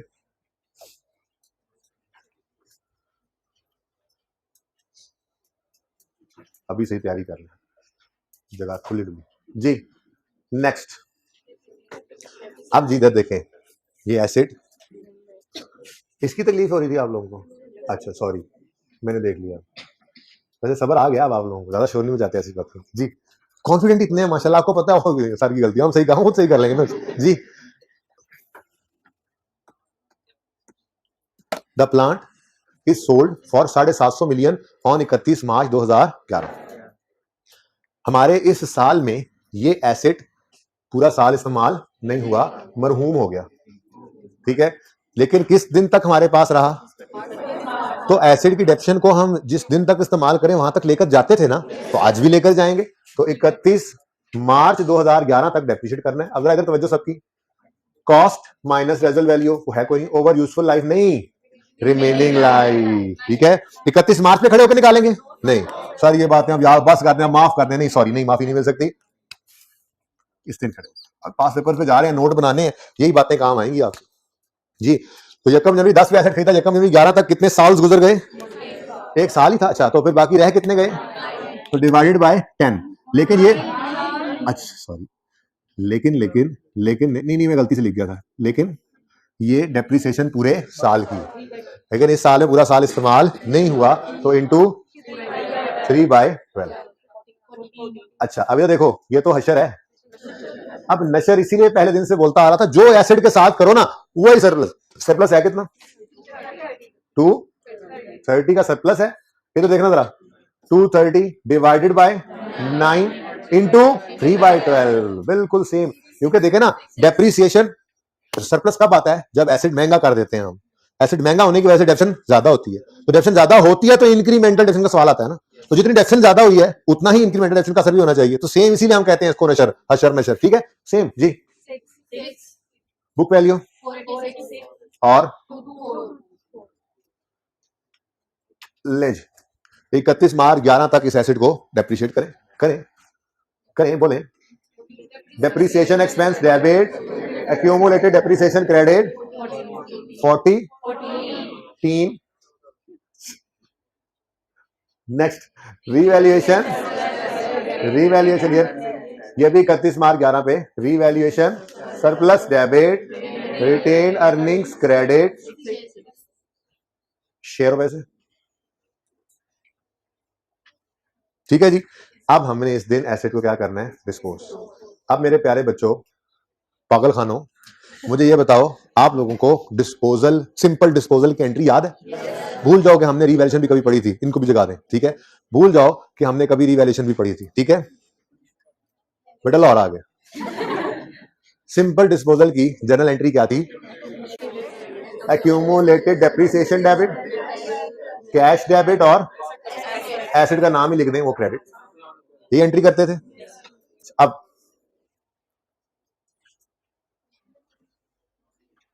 स्टेप 1 याद करते हैं जरा वापस। Disposal step 1, we will credit the cost of asset disposed of. Step 2, we will debit the accumulated depreciation account with accumulated depreciation of disposal from date of purchase till date of sale। याद आ रही है बातें? Step 3, we will record cash और step 4 gain loss। अब सुने, अब अगली बात सुने।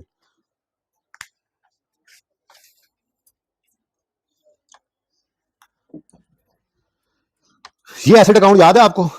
ये इस सवाल का जो बनाया था हमने, इस सवाल का, इसमें अगर आप और फरमाएं तो हमने एसेट खरीदा था यकम जनवरी 12 को 500 का, और फिर वो रीवैल्यू हुआ यकम जनवरी 14 को 800 पे। इसका मतलब 12 और 13 में कॉस्ट 500 की नजर आनी चाहिए, फिर 14 में रीवैल्यू हुआ तो 800 की रीवैल्यू, और 14 और 15 में नजर आए, फिर 16 में 250 हो जाए। मतलब एसेट अकाउंट कॉस्ट शो कर रहा है जब तक रीवैल्यू नहीं हुआ, यानी किस पे है? At cost. ऐसे एसेट को जब हम बेचा करते थे तो एसेट अकाउंट में से क्या निकाला करते थे? कॉस्ट।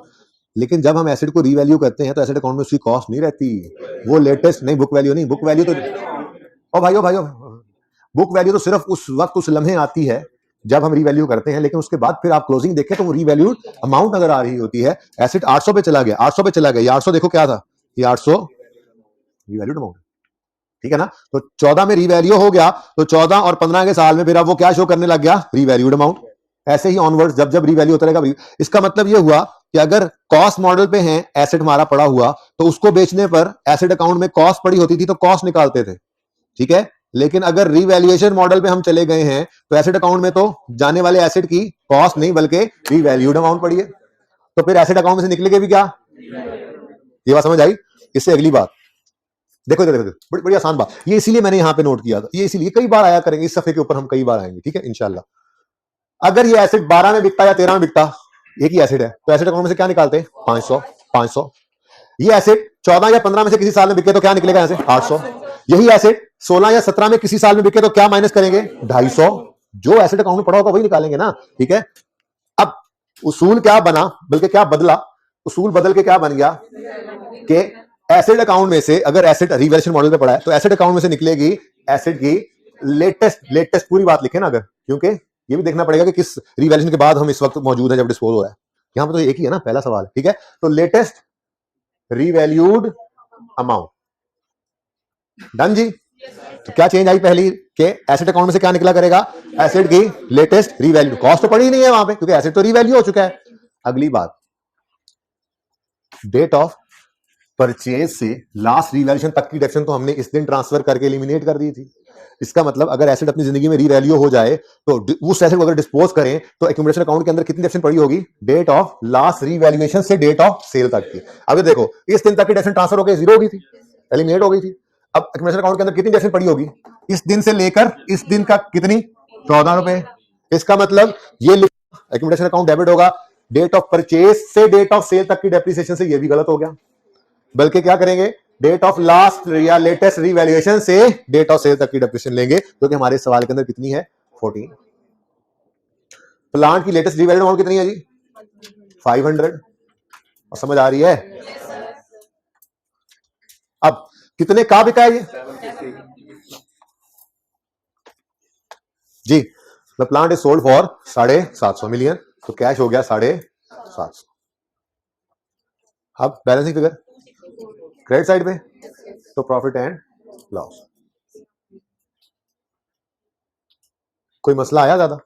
सिर्फ क्या बदला है हमने, कॉस्ट की बजाय लेटेस्ट रिवैल्यूड अमाउंट से क्रेडिट करेंगे, और क्योंकि रिवैल्यूएशन मॉडल पे है तो लास्ट रिवैल्यूएशन तक की डेप्शन तो ट्रांसफर होकर नहीं हो गई है, तो इस अकाउंट में क्या पड़ा होगा? Latest revalued amount. अब ये देखो, एसेट अकाउंट में से 500 क्रेडिट हो जाएगा और इसकी रिलेटेड एक्यूमुलेशन अकाउंट में से 14 डेबिट हो जाएगी, तो ये एसेट तो डिस्पोज हो गया। अब ये वाली बात अगर मैं वर्किंग में प्रेजेंट करना चाहूं तो मैं 500 और 14 को अलग अलग लिख सकता हूं? एक मसला है, वर्किंग हमारी बन रही होती है बुक वैल्यू पे, तो अगर मैं डिस्पोजल को इस दिन लिखना चाहूं इस वर्किंग में, हाँ जी, वर्किंग में अगर डिस्पोजल लिखना चाहूं, बड़े ध्यान से देखो, बात आसान है, नहीं समझेगी तो कल फिर कर लेंगे, बहरहाल बात आसान ही है। अगर मैंने डिस्पोजल इस वर्किंग में, ये ऐसे नजर आता है, ऐसे तो चला गया, तो वर्किंग में भी 0 होना चाहिए ना। अब मैं यहां से 500 माइनस करूंगा, नहीं, यहां से 500 माइनस करके 14 माइनस करूंगा, अलग अलग जरूरत नहीं है, बुक वैल्यू में बन रही है ना, तो बुक वैल्यू ऑफ डिस्पोजल ही यहां से माइनस कर दें। वहां पे क्यों कॉस्ट अलग थी? क्योंकि एसेट अकाउंट कॉस्ट पे था, वहां से कॉस्ट रिवैल्यूड अमाउंट निकली और डेप्शन अलग निकली, ये इस तरह से क्रेडिट डेबिट, ठीक है ना। लेकिन ये वर्किंग में बुक वैल्यू बन रही है ना, तो सिंपली क्या करेंगे, डिस्पोजल की जो है बुक वैल्यू उसको यहां से क्रेडिट करते हैं। अल्टीमेटली ये क्या हुआ है, ये वही काम ही हुआ है, 500 माइनस 14 अगर देखा जाए, ठीक है, वो कंबाइन ही हो जाती है, पहली दोनों एंट्रीज कर, जैसे एसेट अकाउंट बनाते थे बुक वैल्यू में तो पहली दोनों एंट्रीज कंबाइन हो जाती थी, वही काम ही किया है। वर्किंग मजबूरी है ना, वर्किंग बुक वैल्यू में बन रही है। ओके, लो भाई, एसेट कोई नहीं रह गया, एसेट नहीं रहे, एसेट नहीं रहे, ठीक है जी। अब इधर देखो, एसेट नील हो गया है, लेकिन इसका सरप्लस अभी भी नजर आ रहा है, इसका क्या करें? आसान वैसे ना, लॉजिक्स घर पे सोचना बेशक बैठ के, मैं इंशाल्लाह कल बहुत उन पे डिस्कशन करूंगा, टेंशन नहीं लेनी, फिलहाल तो जो करवा रहा हूं बस वो करके जाना है जी। सरप्लस पड़ा रह गया है, एसेट नहीं है, एसेट गया तो उसका सरप्लस भी नहीं होना चाहिए ना। अब तो सरप्लस के साथ वही करो जो आज तक इसके साथ स्लोली करते आए। इंक्रीमेंटल डेप्शन के बाद क्या करते थे, इसको ऐसा ऐसा रिटेन अर्निंग ट्रांसफर करते थे, आज ये एसेट ही नहीं रहा तो सारे का सारा उठाकर कहां फेंक दो? रिटेन अर्निंग्स में। वैसे भी इसको हमने रिवेंस सरप्लस में क्यों रखा था? क्योंकि ये अभी रियलाइज्ड नहीं है, हमने कहा था ये अभी बिका नहीं है, इसलिए ये अनरियलाइज्ड तो रिवेंस सरप्लस में रखो। आज तो बिक गया है, आज जो बिक गया तो जितना पड़ा है वो सारा कहां फेंक दो? रिटेन, वो सारा क्या हो गया? रियलाइज। अब आके मांग ले ओनर इस तरह से, कोई मसला नहीं है, ठीक है। तो फिर दूसरी एंट्री क्या करेंगे इस दिन, 31 मार्च 11 पर सरप्लस का जितना बैलेंस पड़ा होगा उसके साथ जो आज तक करते आए वही दोबारा कर देंगे। क्या करते हैं? Real surplus debit, retained earnings credit, real surplus slowly incremental depreciation के अमाउंट से करते थे, आज टोटल सी कर दो, ठीक है। तो रीवैल्यूएशन सरप्लस डेबिट और रिटेन अर्निंग्स क्रेडिट कितने से जी? 224 से। अब इधर देखो, ये रिवैल्यू सरप्लस क्या हो गया? डेबिट यानी माइनस, और अब यहां पे भी कुछ नहीं बचा, ठीक है, सही है ना। तो जैसे डेप्रिसिएशन सरप्लस पड़ा हो तो डेप्रिसिएशन के वक्त 2 एंट्रीज होती है ना, ऐसे ही सरप्लस पड़ा हो तो डिस्पोजल के वक्त भी 2 एंट्रीज होती है, इसको भी गायब करना होता है, ठीक है। अब बिल्कुल इस जैसे ही 2 छोटे छोटे सवाल हैं, बेटा मैंने मशवरा मांगा है,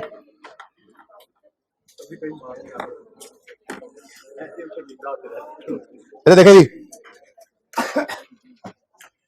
क्वेश्चन 66 और 67, ये 2-2 मिनट से ज्यादा के सवाल नहीं है, बिल्कुल सेम सवाल हैं, मोइन जैसे ये करने हैं। अब इन टोटल आपके सिर्फ 4 सवाल होमवर्क में है, 25 और 15, 30 और 40 मिनट के वो सवाल हैं, और 10 मिनट से ज्यादा इन 2 पे नहीं लगने, तो 50 मिनट का होमवर्क है, ज्यादा नहीं है।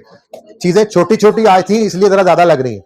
नॉर्मली ऐसा होता है हम एक चीज पढ़ते हैं, छोटी छोटी चीजें थी ना, कॉस्ट एलिमिनेशन रिवाइज कर ली, इस तरह काम छोटे मोटे कर लिए, इस वजह से आपको ज्यादा लग रहा है, ठीक है। होमवर्क करके आइएगा, टेस्ट में कल लाजमी अपीयर होइएगा, जिंदगी तो कल मुलाकात होगी। अल्लाह हाफिज।